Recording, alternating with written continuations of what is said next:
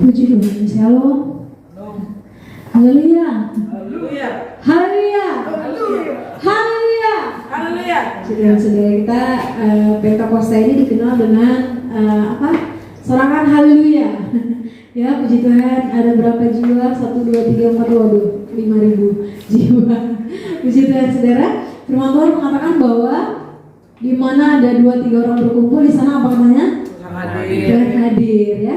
Jadi kita percaya saat malam hari ini bahwa Tuhan ada di tengah-tengah kita, di tengah-tengah ibadah kita untuk melepaskan berkat buat saya dan saudara. Amin. Puji nama Tuhan. Saya percaya, sangat percaya bahwa tidak ada yang saat malam hari ini datang karena keterpaksaan, ya.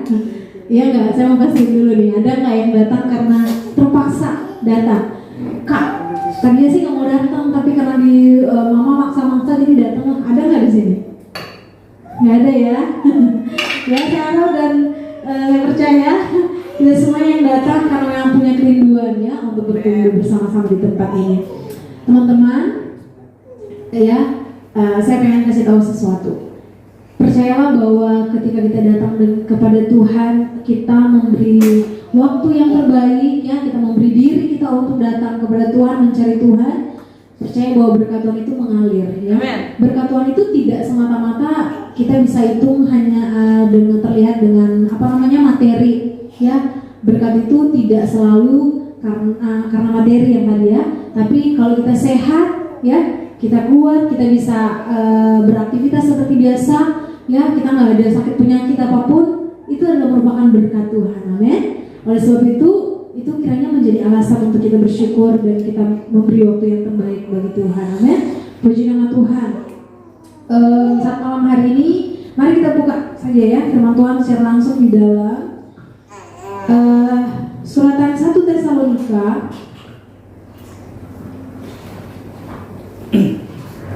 pada bawah kitab, ya. Ya, 1 Tesalonika terdapat di dalam kitab Perjanjian Baru, ya. Dalam 1 Tesalonika pasalnya yang kelima, 1 Tesalonika pasal yang kelima ayatnya yang ke-18. Teman-teman yang sudah dapat boleh katakan amin. Amin, ya, sudah dapat. Coba kita bangkit berdiri untuk menghormati firman Tuhan. 1 Tesalonika 5 ayatnya yang ke-18. Di sana dibilang apa? Kita hitung dalam hitungan yang ketiga, kita baca bareng-bareng, ya. Mengucap syukurlah, gimana suaranya? Kita baca bareng-bareng dalam hitungan ketiga. 1, 2, 3. Mengucap syukurlah dalam segala hal, sebab itulah yang dikehendaki Tuhan di dalam Kristus Yesus bagi kamu. Puji Tuhan, silakan duduk. Sekarang dibilang apa katanya? Mengucap syukur dalam segala hal. Teman-teman, satu hal yang tidak bisa dipungkiri, ya, satu hal yang tidak bisa kita pungkiri bahwa terkadang untuk mengucap syukur itu kita hanya dalam keadaan tertentu saja, ya nggak sih? Sulit bagi kita sebagai manusia untuk mengucap syukur ketika kita dalam keadaan terjepit, ketika kita dalam keadaan yang sukar, ya. Mungkin adik-adik yang masih sekolah belum merasakan yang namanya gak ada uang sama sekali, ya.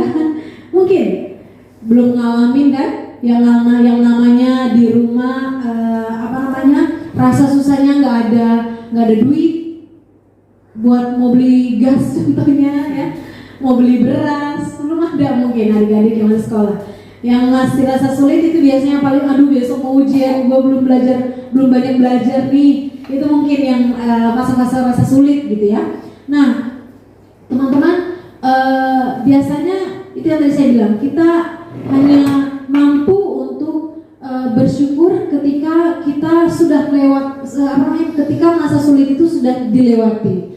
Dan manusia itu biasanya kalau dalam keadaan yang tidak mengenakan, ya, kalau dalam keadaan, contohnya nggak usah jauh-jauh, kalau lagi sakit, siapa nih yang pernah demam, coba angkat tangan. Coba, jangan malu-malu. Kayaknya semuanya kita pernah demam, ya. Anak bayi aja juga biasa ada demam-demamnya. Jadi kita biasa sakit gitu. Nah, kita yang udah ngerti, kita yang udah dewasa nih, pernah nggak teman-teman bilang begini, Tuhan terima kasih saya sakit? Coba pikir-pikir lagi deh, pernah nggak ya? Gue say thank you sama Tuhan karena gue sakit. Coba saya kasih waktu beberapa detik. Pernah nggak kira-kira teman-teman dalam keadaan yang gak enak? Kalau sakit kan biasanya kita adalah merupakan situasi yang tidak mengenakan, ya nggak sih? Sakit kita dalam keadaan tubuh yang lemah, lagi yang pastinya aktivitas terganggu, kita nggak bisa ngapa-ngapain, ya. Mau makan susah, pengen makan ini, pengen makan itu nggak bisa, ya. Jadi tidak ada satu orang pun yang pengen sakit pastinya, saya percaya ya. Kita semuanya pengen sehat. Tapi itu yang menjadi pertanyaan. Pernahkah kita di waktu keadaan kita lagi tidak mengenakan, yang tadi saya bilang sakit, terus pernahkah kita bilang makasih Tuhan saya sakit? Teman-teman, mungkin kalau kita nggak ngerti, yang ada pengeluhan, hari lepas hari ngeluh, Tuhan kapan sakit saya sembuh? Atau dalam keadaan yang terpuruk, contohnya untuk orang dewasa yang sedang mencari pekerjaan, contohnya ya, Tuhan kapan saya bisa diterima dalam mencari pekerjaan, gitu, capek saya Tuhan, bisa nggak bersyukur? Biasanya nggak bisa, biasanya ya. Orang kalau semuanya lagi nyari pekerjaan, lagi butuh banget gitu ya, udah nggak ada pemasukan contohnya, ya, bisa nggak bersyukur? Sulit teman-teman, saya percaya sulit, ya. Nah, tetapi itulah yang harus firman Tuhan bilang kan gini, Tuhan akan membuat perbedaan antara orang-orang yang beribadah kepada Tuhan, katanya, dan apa? Orang-orang yang tidak beribadah. Bedanya di mana? Kita yang setia kepada Tuhan, kita yang beribadah dengan kesungguhan, hari-hari kita dengar firman ya, kita dengar firman, bersukacitalah senantiasa. Ambil firman itu sebagai kekuatan. Oke, bersukacita di setiap waktu. Terus datang lagi firman Tuhan, bersyukurlah senantiasa. Oke Tuhan, tapi gimana caranya saya mau bersyukur dalam keadaan yang tidak mengenakan ini? Tapi firman Tuhan bilang bersyukurlah senantiasa, ya. Nah, teman-teman, masalahnya gini, kita sebagai orang percaya kan kita apalagi teman-teman di sini, saya percaya setiap hari Minggu datang ibadah ya. Setiap hari Minggu datang ibadah, apalagi Jumat udah datang ibadah, Sabtu udah datang ibadah. Udah apa tuh? Jumat udah dengar firman. Sabtu dengar firman. Minggu dengar firman. Satu minggu kalau Senin, Selasa, Rabu, Kamis, Jumat, Kamis nggak ada ibadah, minimalnya 3 kali lah ya dalam seminggu kita dengar firman Tuhan. Pasti ada hal-hal yang menguatkan teman-teman. Dan itulah yang kiranya menjadi alasan untuk kita datang kepada Tuhan dalam kesetiaannya. Kita mencari Tuhan dengan kesetiaan, dengan kesungguhan. Jadi teman-teman, itu yang di dalam kita menjalani hari-hari kita sebagai anak-anak Tuhan, itu yang tadi firman Tuhan bilang bahwa Tuhan akan membuat perbedaan antara orang yang beribadah dengan setia dan orang-orang yang tidak beribadah. Artinya kayak gini teman-teman, kita yang beribadah harusnya teman-teman ingat gini, saya harus berbeda dong dengan orang-orang yang lain di luar sana yang tidak beribadah. Bedanya di mana? Saya setiap hari dengar firman Tuhan. Tuhan bilang tentang penyertaan Tuhan yang sempurna, Tuhan nggak biarin kalau dalam keadaan apapun Tuhan tidak tinggalkan. Jadi itu harusnya menjadi penguat buat kita, ya. Jadi itulah kiranya yang harusnya menjadi kekuatan bagi kita, ya, untuk kita menjalani hari-hari kita sebagai anak-anak Tuhan. Jadi kita akan menemukan banyak sekali alasan untuk tidak mengeluh, ya. Kita justru akan menemukan banyak alasan untuk kita say thank you sama Tuhan. Setuju ya, teman-teman? Makin giat kita di dalam Tuhan, kita makin setia kita di dalam Tuhan, maka akan makin bertambah iman kita sama Tuhan. Kita akan makin disayang Tuhan, kita akan makin cinta juga sama Tuhan. Setuju ya? Nah teman-teman, itu yang tadi saya bilang ya, banyak orang yang baru bisa bersyukur setelah melewati keadaan yang sulit. Ya kita ya, nggak bisa dipungkiri ya. Sebaliknya dalam keadaan yang terjepit atau sukar atau keadaan yang sulit ya, justru terbilang sulit rasanya bagi kita untuk bersyukur sama Tuhan, untuk mengucapkan syukur sama Tuhan. Benar apa betul? Biasanya kalau di dalam keadaan terjepit, bukan syukur yang keluar, bukan terima kasih Tuhan, tapi kenapa sih Tuhan izinkan ini? Atau contohnya yang sekarang nih, kadang-kadang tanpa disadari anak-anak muda ya, saya harap sih nggak ada di sini, yang lagi bucin-bucinnya, ya. Terus biasanya ya anak-anak remaja nih, anak-anak remaja kalau lagi cinta banget, lagi apa sih bilangnya, lagi kesem-sem banget sama pacarnya, entah cewek atau cowok ya. Terus tiba-tiba lagi ada masalah nih dalam hubungan, terus nggak taunya putus. Nyalain Tuhan nggak? Yang terjadi apa? Nyalain Tuhan. Tuhan, saya sayang banget sama dia, kenapa Tuhan kita putus? Nggak mau saya. Aduh, teman-teman, ya kehilangan pacar tuh udah kayak kehilangan apa gitu, ya. Tapi kalau semuanya datang di gereja tuh hitung-hitungan sama Tuhan, mintanya banyak banget. Itu untuk anak-anak remaja. Jadi teman-teman, kita harus ingat ya, mari kita hidup untuk lebih mendekatkan diri sama Tuhan, sehingga kita akan, yang tadi saya bilang bahwa kita akan menemukan banyak alasan untuk kita bersyukur.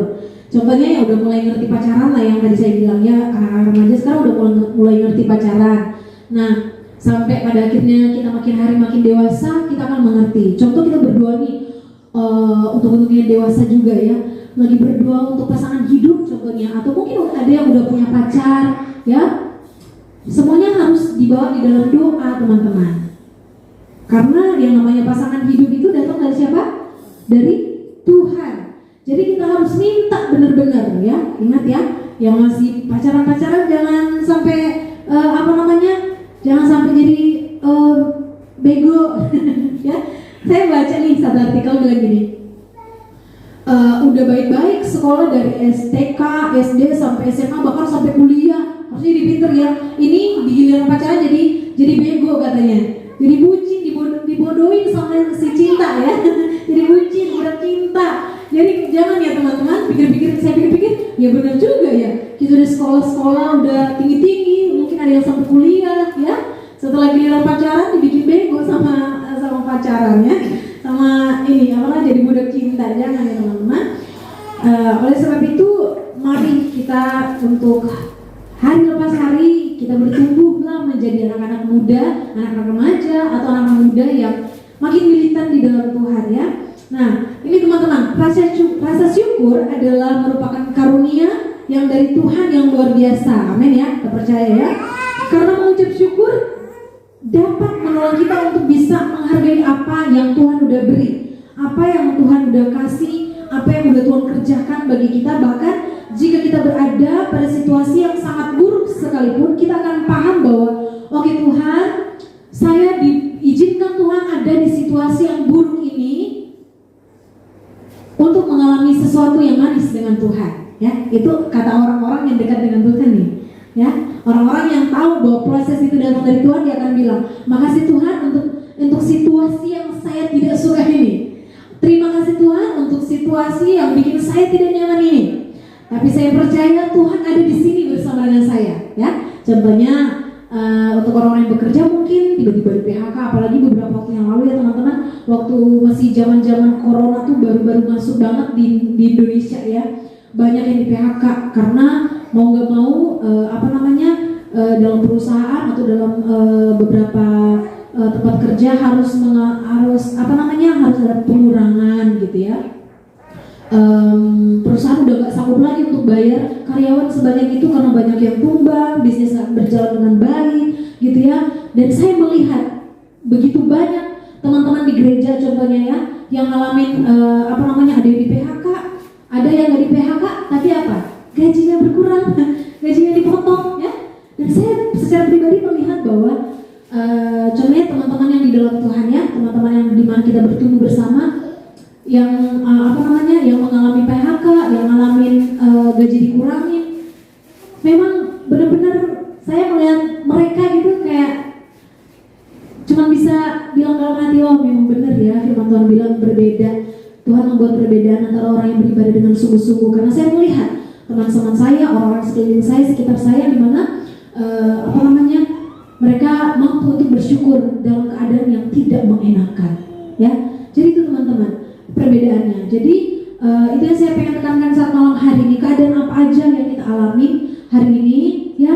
Kalau anak-anak remaja, apa sih yang menjadi kendala, apa sih yang menjadi kesulitan di masa-masa ini? Mungkin apakah itu pergaulan ya, apakah itu kegiatan di sekolah, pasti ada aja yang bikin kita nyaman. Mungkin teman-teman di sekolah gitu ya, dan lain sebagainya. saya sampai nyaris lupa ya masa remaja saya seperti apa, masalah-masalah di sana tuh apa-apa aja gitu ya.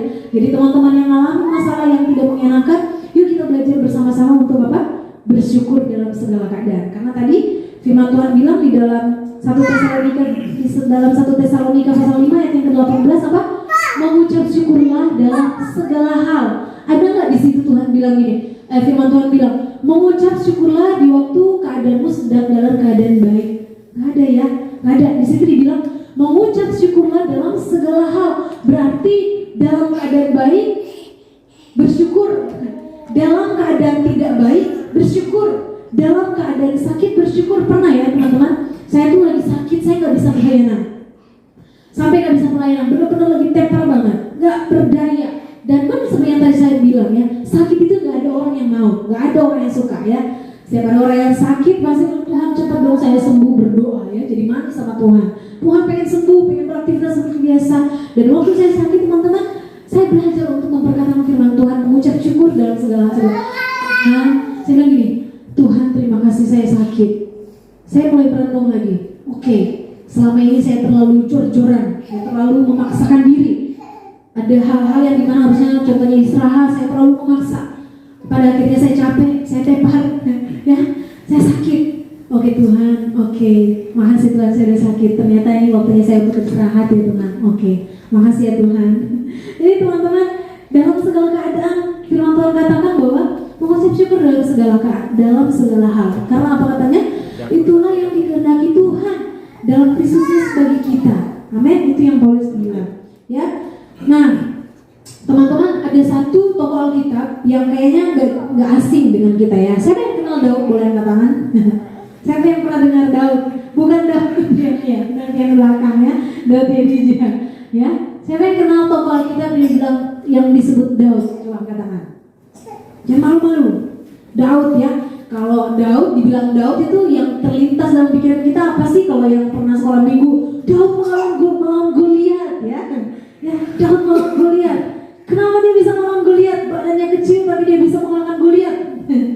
Jawabannya adalah karena dia disertai Tuhan dan dia hidup takut akan Tuhan. Waktu itu kan teman-teman jadi kayak cerita sekolah minggu ya.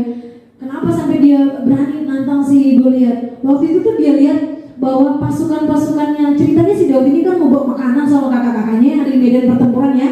Anak sekolah minggu masih ingat ya, remaja-remaja mulai sekolah minggu. Dia mau bawa makanan buat kakak-kakaknya yang ada di medan pertempuran. Ceritanya kakak-kakaknya ini punya badan yang gagah perkasa. Memang badan-badan pahlawan, sedangkan dia firman Tuhan katakan kecil, kemerah-merahan, ya, masih sangat remaja, sangat mungil. Terus waktu dia datang di medan pertempuran, dia lihat si Goliat yang badannya super besar, ya. Terus dia bilang si orang Israel ini yang dimana ada kakak-kakaknya di situ, pasukan-pasukan Israel, si Goliat ini menghina ini orang Israel. Si Daud yang mendengar, sedangkan ceritanya ini orang-orang Israel ini mulai mundur karena mereka melihat wah Goliat dengan pasukannya dengan teman-teman ini adalah tidak bisa kita kalahkan. Apalah kita ini yang kecil-kecil. Maksud saya itu kakak-kakaknya si Daud ini para tentara-tentara ini mereka besar, lebih besar dari Daud dan memang mereka pahlawan yang gagah perkasa. Tapi di Goliat dengan teman-temannya Goliat jauh lebih besar dari mereka. Waktu si Goliat ini olok-olok ini tentara Israel, Daud dengar. Akhirnya dia marah. Kenapa dia marah? Karena dia tahu orang Israel ini adalah pilihan Tuhan ya. Makanya dia maju dia tantang ini Goliat. Dia bawa apa teman-teman? Ya, dia bawa ini bukan ketapel ya, bukan. Memang kalau dari sekolah minggu kita dibilang ketapel ya. Dia bawa lembing ya dengan batu. Jadi itu memang sejenis ketapel tapi bukan ketapel ya. Dia bawa itu lembing itu terus dia lawan Goliat. Dia marah karena Goliat ini menyepelekan ini tentara Israel. Dia bilang dia nggak terima karena tentara Israel ini adalah tentara umat pilihan Tuhan ya teman-teman, dan kita melihat pembelaan Tuhan ada di sana. Jadi ya teman-teman, untuk orang-orang yang hidup mengasihi Tuhan, kita melihat bahwa penyertaan Tuhan ada atas mereka. Amin. Ya, Tuhan membuat perbedaan. Pada akhirnya singkat ceritanya Daud menang loh Goliat sombong, yang angkuh itu bisa dipukul mundur sama si Daud ya. Nah, teman-teman, itu yang tadi saya tanya ya. Jadi sekiranya semuanya tahu ya, kenal si Daud. Jangan sampai saya cerita Daud padahal siapa sih Daud? Oh, Daud yang di belakang ya, Daud tapi layak. Bukan ya. Jadi teman-teman, di dalam Alkitab tuh ada ceritanya gini. Kalau teman-teman pernah baca ya, siapa yang udah pernah baca Kejadian kitab, nggak usah lah Kejadian sampai Wahyu, siapa kali aja ada. Siapa yang udah pernah baca Kejadian sampai Maleakhi? Perjanjian lama tuh belum ada ya. Belum ada Bung Dedi udah. Nah jadi gitu teman-teman. Di dalam perjanjian lama tuh ada kisah tentang Daud juga ya. Tentang Daud, di mana satu waktu Daud ini dia mengalahkan sebelum si Daud muncul ada seorang raja, dia bernama Saul ya. Si Saul ini dia dikenal sebagai pahlawan juga, yang gagah perkasa. Bahkan Alkitab mencatat bahwa dia itu sangat elok rupanya. Pokoknya kalau zaman sekarang mau bilang, ih ganteng banget lah, gitu ya, ganteng banget. Dia sangat tampan, pokoknya, dan gagah perkasa, udah pahlawan, paket lengkap lah pokoknya di zaman itu ya. Nah, terus satu waktu si Daud ini muncul di tengah-tengah Israel, dia juga menjadi seorang pahlawan gitu ya. Karena keberaniannya, pada akhirnya Tuhan promosikan si Daud ini dan dia dipakai Tuhan di tengah-tengah orang Israel ya. Beberapa kali dia memimpin perang gitu. Pada akhirnya si Saul raja Israel ini, yang tadinya dia sangat kagum dengan si Daud yang sangat pemberani, dia sangat kagum sama si Daud. Pokoknya kemana-mana dikit-dikit Daud lah gitu, karena dia kagum, kamu gagah, kamu pemberani, kagum pokoknya dia. Pada akhirnya si Daud ini mulai makin naik nih ya, makin dipromosi Tuhan, dia makin sering dalam peperangan disertai Tuhan, dia mengalahkan begitu banyak pasukan gitu ya, musuh gitu. Pada akhirnya orang-orang Israel ini mulai kagum juga sama si Daud ini. Mereka setiap kali si Daud ini pulang dari peperangan, medan pertempuran, orang-orang Israel akan bernyanyi seperti ini. Daud mengalahkan berlaksa-laksa, Saul mengalahkan beribu-ribu katanya musuh. Sedangkan apa? Daud berlaksa-laksa. Lebih banyak mana? Ribu sama laksa? Laksa ya. Saul mengalahkan beribu-ribu musuh, sedangkan Daud mengalahkan berlaksa-laksa. Dan itu menjadi nyanyian yang sering dinyanyikan oleh orang Israel bagi Daud ya. Ternyata nyanyian ini bikin panas si Saul. Dia mulai merasa dia ini sudah mulai tersingkirkan ya di tengah-tengah orang Israel. Mereka mulai memiliki seorang yang baru untuk dikagumi. Bukan dia lagi. Dia mulai merasa dia adalah si Daud ini adalah ancaman bagi dia. Sampai pada akhirnya yang tadinya si Daud ini adalah merupakan orang yang sangat disayang oleh si Saul, si raja ini ya. Akhirnya karena dia mulai merasa tersaingi, dia berikhtiar atau berencana untuk menyingkirkan si Daud, karena dia rasa keberadaan si Daud ini bikin dia mulai terasingkan gitu. Akhirnya dia mulai berencana untuk menyingkirkan si Daud. Ada firman Tuhan yang mencatat begini teman-teman, tentang kisah ini ya. Dibilang bahwa Daud ini sampai ada di tahap dimanapun dia pergi, dimanapun dia berada, orang-orangnya si Saul pasti ada di sana dengan niat untuk apa? Menghabisi si Daud ini. Jadi kayak nonton film-film gitu lah ya kalau saya cerita ya. Saya kira kayak lagi spoiler. Kalau teman-teman yang udah dengar ceritanya, udah baca firman Tuhannya pasti udah tahu ya. Jadi si Daud ini jadi dikejar-kejar oleh orang-orangnya si Saul. Sebegitu hausnya Saul ini dengan dengan darahnya si Daud. Pengennya pokoknya, aduh udah gak nyaman nih gue nih, matiin aja. Pokoknya kalian harus dapat ini Daud ini. Pokoknya dia harus mati. Kalian harus bawa laporan bahwa dia udah mati. Pokoknya baru puas lah gue, gitu. Jadi sebegitunya dia benci sama si Daud ini karena dia merasa tersaingi gitu. Sampai akhirnya dimanapun pokoknya Daud pergi, pasti di situ ada orang-orangnya si Saul ini dengan setia untuk membunuh dia. Tapi teman-teman yang harus kalian ingat ya, kalian harus tahu bahwa dalam Alkitab kita melihat bahwa Daud ini benar-benar karena satu, dia adalah anak dari remaja, dia sangat cinta Tuhan, ya. Dari dia masih remaja, pokoknya dia anak yang manis terhadap orang tua, dia adik yang baik terhadap kakak-kakaknya, gitu ya. Dan dia anak yang manis di hadapan Tuhan, ya. Makanya promosi dari Tuhan tuh makin bertambah-tambah daripada Daud. Penyertaan Tuhan itu sempurna pokoknya.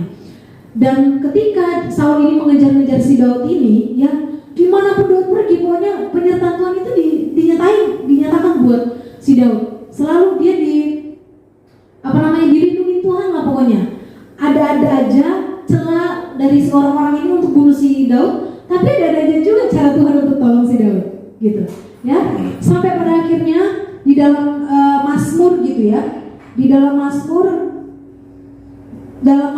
pasal 57 ayat 1 sampai ayat yang ke-12, ya, panjang memang. Ya teman-teman, di sana coba baca, seorang membacakan, boleh bacain ya. Judulnya apa di sana? Mazmur pasal 57, judulnya aja. Nah, jadi judulnya diburu oleh musuh katanya, tetapi ditolong. Luar biasa ya teman-teman. Itu kalau teman-teman penasaran dengan kisah ini ya, dengan cerita yang tadi saya ceritain, baca tuh. Ada juga ditulis dalam Mazmur pasal 57 ayat 1 sampai 12. Itu merupakan kisah Daud ketika dia dikejar-kejar oleh musuh gitu ya. Tapi firman Tuhan juga bilang tadi apa? Di dalam dengan judulnya diburu oleh musuh tetapi ditolong oleh Tuhan. Ya teman-teman, itu luar biasa loh, penyertaan Tuhan.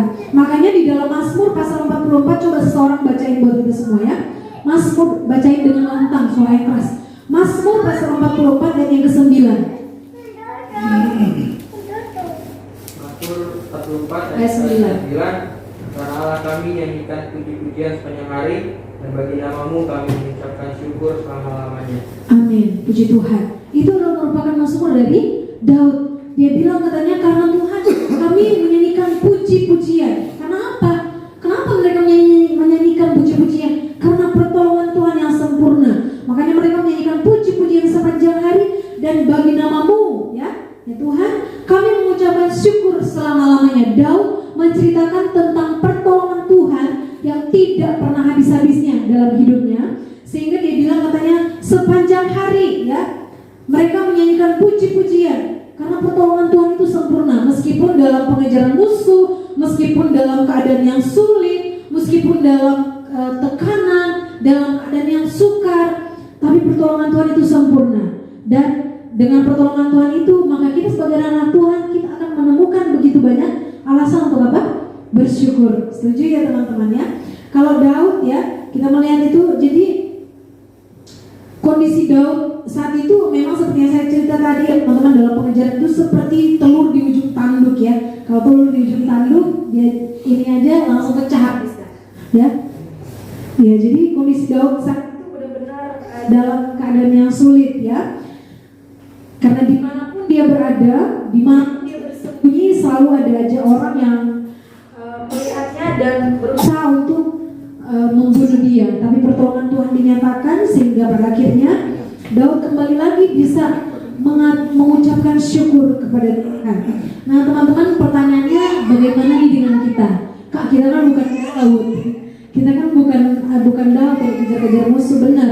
Tapi gini teman-teman, bagaimana dengan kita yang dimana mungkin hari-hari kita baik itu Jerry contohnya ya, pasti dalam mengiring Tuhan sampai hari ini ya, ada aja kesulitan yang sudah dilalui, atau siapa ya, kita semua di sini tanpa terkecuali pasti ada begitu banyak kesulitan yang sudah kita temui, tetapi kita pasti sudah melihat pertolongan Tuhan sempurna, ya nggak sih? Tuhan tidak pernah biarkan setiap kita yang senantiasa selalu ada dekat dengan Tuhan.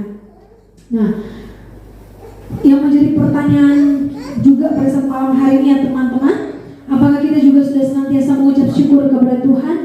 Nih, saya nih pribadi berharap ya bahwa mulai hari ini setelah kita keluar dari tempat ini ya, mungkin saya nggak tahu siapapun yang ada di sini keluar dari gereja ya sampai di rumah mungkin akan menemukan kesulitan apapun apa aja ya, atau mulai besok, lusa atau kapanpun kesulitan yang teman-teman alami, pastikan untuk tetap terus selalu bersyukur walaupun keadaannya nggak enak, keadaannya tuh kita ada di keadaan yang kita nggak suka, ya. Belajar untuk Tuhan. Dimarahin mama nih, urusan nggak enak banget. Tapi terima kasih Tuhan, ada mama yang marahin, berarti aku salah. Berarti mama marah karena mama sayang. Bersyukur. Kalau ada orang tua yang selalu marahin kita, selalu negur kita kalau kita salah.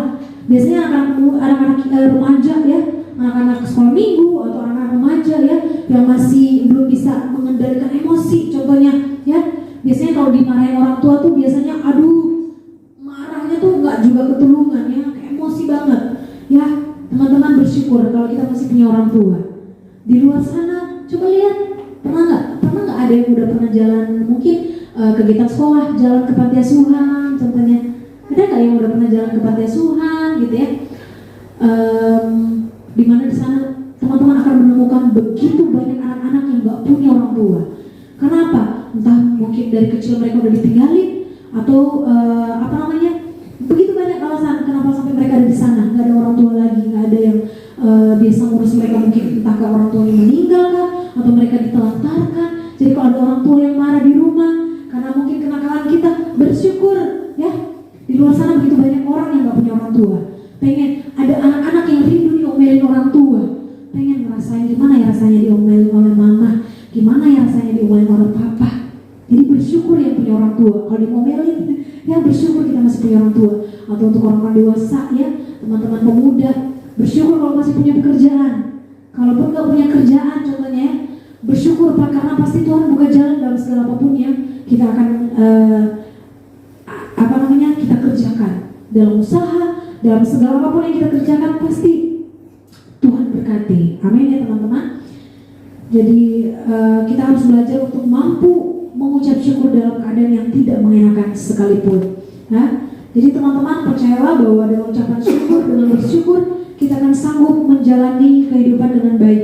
Bahkan bersyukur akan membuat kita memiliki hubungan yang lebih baik dengan Tuhan. Siapa yang setuju? Setuju ya? Bersyukur akan membuat kita makin punya hubungan yang lebih baik dengan Tuhan. Kadang-kadang gini teman-teman, orang yang hidupnya tidak bersyukur, ya, orang yang hidupnya tidak bersyukur, hidupnya penuh dengan keluhan, dikit-dikit mengeluh, nggak ada ucapan syukur gitu ya. Biasanya tanpa disadari, hidupnya ini berubah ya. Jadi berubahnya tuh kayak gimana sih Kak? Jadi kayak gini, contohnya dia tidak bersyukur dalam pekerjaan yang dia punya nih ya. Banyak loh orang-orang sekarang, coba lihat di Instagram ya, nggak usah cari tapi ya, kalau mungkin pernah ada yang lihat, maksudnya ada orang yang lagi kerja, maksudnya sekarang kan apa-apa dikit-dikit konten loh teman-teman. Dikit-dikit jadi konten TikTok lah, anak nangis bukannya dibujuk, contohnya dikontenin sama emaknya gitu ya. Untuk si Daud sama Melody, mamanya bukan tiktokers. Kalau mamanya tiktokers, dikit-dikit udah dikontenin pokoknya gitu ya. Dan jadi gini teman-teman, di media sosial tuh sekarang juga banyak ya, dimana orang tuh lagi kerja, capek kerja aja dibikin konten ya, keluhan semuanya dikontenin pokoknya. Jadi selalu menemukan alasan untuk tidak bersyukur, padahal dimana ada begitu banyak orang yang pengen cari kerja gitu. Jadi yang saya pengen tekankan malam hari ini adalah belajarlah bersyukur dengan apa yang kamu punya hari ini. Amin. Punya keluarga yang harmonis, bersyukur. Keluarga saya nggak harmonis Kak, bersyukur ya. Dan banyaklah berkumpul sama Tuhan. Saya menjalani hari-hari saya sebagai pelayan Tuhan, sampai ada waktu di mana Tuhan mengizinkan keluarga saya hancur. Saya merasa hancur, sangat hancur. Tapi saya menjalani hari-hari saya dengan tetap melayani Tuhan, tetap terus bersyukur, tetap terus bawa keluarga dalam doa, dan pada akhirnya saya melihat ada pemulihan Tuhan kerjakan. Jadi intinya adalah bersyukur untuk segala keadaan. Makanya tadi firman Tuhan bilang di dalam 1 Tesalonika pasal 5 ayat 18, bersyukurlah, mengucap syukurlah dalam apa? Segala hal. Jadi nggak hanya di waktu kita ulang tahun, ucapan syukur ulang tahun, mengucap syukur, happy karena saya bertambah umur lagi hari ini, ulang tahun saya. Bukan cuma saat dalam keadaan yang menyenangkan ya, tetapi dalam keadaan yang tidak mengenakan sekalipun. Belajar yuk teman-teman untuk kita say thank you sama Tuhan untuk semua yang kita nikmati. Ada nggak kira-kira orang yang nggak bisa bersyukur? Coba deh teman-teman, kita lihat alasan mengapa kita harus selalu bersyukur. Coba kita baca bareng-bareng yang Ya, kita semua punya Alkitab kan? Kita baca di dalam Yesaya 38 ayat 18. Yesaya 38 ayat 18. Sekali lagi Yesaya pasal 38 ayat 18. Coba yang udah dapat katakan amin. Ini alasan mengapa kita harus selalu bersyukur. Udah dapat? Katakan amin. Yuk kita baca bareng-bareng, semuanya berdiri yuk. Yesaya pasal 38 ayat yang ke-18 dalam hitungan ketiga. 1, 2, 3. Sebab dunia orang mati tidak dapat mengucap syukur kepadamu, dan maut tidak dapat memuji-muji engkau. Orang-orang yang turun ke liang kubur tidak menanti-nanti akan kesetiaanmu. Ayat 19. Tetapi hanya orang yang hidup, dialah yang mengucap syukur kepadamu, seperti aku pada hari ini. Seorang bapa memberitahukan kesetiaanmu kepada anak-anaknya. Puji Tuhan, silakan duduk. Alasannya mengapa kita harus selalu bersyukur, teman-teman? Tadi apa katanya? Karena orang kalau udah mati gak bisa bersyukur.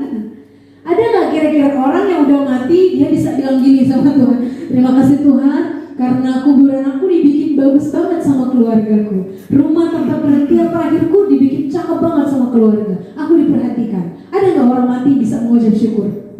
Gak ada. Tadi firman Tuhan bilang gini, sebab dunia orang mati tidak dapat mengucap syukur kepadamu, dan maut tidak dapat memuji-muji engkau. Alasan kita mengapa kita harus bersyukur karena apa, teman-teman? Jelas kita, karena kita masih hidup. Kalau kita udah mati mesti thank you sama Tuhan, gak ada, gak bisa, teman-teman. Justru karena kita masih hidup, kita masih bisa bersyukur. Tadi firman Tuhan bilang apa? Orang kalau udah mati gak bisa mengucap syukur, dan maut tidak dapat memuji-muji engkau. Kita yang masih hidup, kita bisa memuji Tuhan, kita bisa nyanyi di gereja, kita bisa beri puji-pujian kepada Tuhan, kita bisa bersyukur kepada Tuhan atas setiap hal-hal yang kita terima sampai hari ini. Ya, jadi alasan mengapa kita harus selalu bersyukur adalah karena kita masih hidup. Kalau kita udah nggak napas, gimana kita udah nggak punya napas terus mau bilang makasih sama Tuhan? Gimana yang orang yang nggak punya napas bisa bersyukur sama Tuhan? Nggak bisa, itu firman Tuhan bilang. Tetapi hanya orang, ayat 19, tetapi hanyalah orang yang hidup, dialah yang mengucap syukur kepadamu. Jadi ya teman-teman, kita yang masih hidup pantas nggak kira-kira kita bersyukur? Sangat pantas kita bersyukur kepada Tuhan, karena kita udah terima yang baik banyak banget sama Tuhan, ya. Karena kita masih hidup, maka bersyukurlah kita sama Tuhan, ya. Kita harus bersyukur sama Tuhan. Seberapa besar sih teman-teman masalah teman-teman hari ini itu yang tadi saya bilang? Saya nggak tahu nih. Teman-teman adik-adik yang masih remaja punya masalah apa dalam sekolah, ya, dalam pergaulan punya masalah apa, dalam keluarga, dalam hubungan kakak beradik punya masalah apa, saya nggak tahu. Ya, ada kesulitannya masing-masing mungkin, tetapi bersyukurlah kita masih punya keluarga, gitu ya. Masalah apapun ya yang teman-teman punya hari ini, bersyukurlah karena kita masih punya napas, ya, karena kita masih hidup. Jadi yuk bersama-sama kita belajar hidup berserah kepada Tuhan, teman-teman, sehingga dengan kita berserah sama Tuhan, kita akan mampu untuk bersyukur. Karena gini, orang yang jauh, percaya deh, orang yang jauh sama Tuhan, orang yang udah gak setia sama Tuhan, udah gak punya waktu datang ibadah, pokoknya gak ada waktu untuk beribadah sama Tuhan, ya, udah gak pernah ibadah, makin hari dia bukan makin dekat sama Tuhan, percaya deh, makin hari dia akan makin jauh dari Tuhan, makin hari dia akan makin kering, dia akan makin merasa bahwa Tuhan akan semakin jauh, dia akan merasa gak butuh Tuhan lagi. Dan percayalah, orang yang makin jauh dari Tuhan gak akan ada waktu untuk bersyukur. Yang ada masalah kecil pun dia akan ngeluh terus. Tapi orang-orang yang selalu dekat dengan Tuhan, orang-orang yang selalu hidup bersyukur, akan selalu menemukan alasan, walaupun dalam keadaan yang sulit dia akan mampu untuk berkata, Tuhan terima kasih untuk keadaan ini. Yang tadi saya bilang, ya. Jadi percayalah teman-teman, penyertaan Tuhan itu sempurna buat orang-orang yang selalu dekat dengan Tuhan, ya. Tuhan akan selalu memampukan kita untuk melewati hari-hari kita yang sulit. Oleh sebab itu kita harus selalu bersyukur sama Tuhan, ya. Yuk kita kembali lagi dalam 1 Tesalonika, teman-teman, sebagai penutup, ya. Saya nggak panjang-panjang malam hari ini. Kita baca sekali lagi dalam Tesalonika sebagai penutup. 1, 2, 3. Mengucap syukurlah dalam segala hal, sebab itulah yang dikehendaki Tuhan di dalam Kristus Yesus bagi kamu. Jadi udah tahu ya, dari awalnya mengucap syukur, kita tutup juga dengan ayat yang sama, nggak apa-apa ya teman-teman. Jadi bersyukur selalu. Kenapa? Itu yang Tuhan mau katanya. Kalau kita ngeluh, Tuhan senang nggak? Nggak senang. Tuhan nggak suka. Di waktu kita ngeluh, Tuhan kenapa sih ini Tuhan? Tuhan kenapa begini? Saya nggak mau ini. Ya Tuhan gimana sih Tuhan? Kadang-kadang tanpa kita sadar tuh kayak Tuhan bilang, nah percayalah, apa yang saya izinkan terjadi untuk kamu lewatin itu adalah yang terbaik. Biar kamu kuat, ya. Biar kamu menjadi orang yang sabar. Contohnya kita punya teman di sekolah yang bikin kesel, atau teman-teman yang udah dewasa punya teman kerjaan, contohnya di kantor atau dimanapun, teman-teman yang mungkin suka sikut-sikutan. Sekarang tuh di dunia pekerjaan juga banyak orang yang berusaha untuk cari muka sama manajernya, sama atasannya, berusaha untuk menyingkirkan orang-orang yang teman-teman sekerjanya gitu ya. Nah, kita dalam keadaan apapun kita harus mampu untuk bersyukur, dan kita akan melihat penyertaan Tuhan terus menjadi bagian dalam kehidupan kita. Amin. Puji nama Tuhan. Sampai di sini firman Tuhan kiranya menjadi kekuatan bagi kita. Kiranya kita semakin hari semakin diberkati Tuhan dengan hidup yang selalu mengandalkan Tuhan, hidup yang selalu penuh dengan ucapan syukur. Ya, kita harus belajar untuk bersyukur selalu di setiap waktu. Puji Tuhan teman-teman.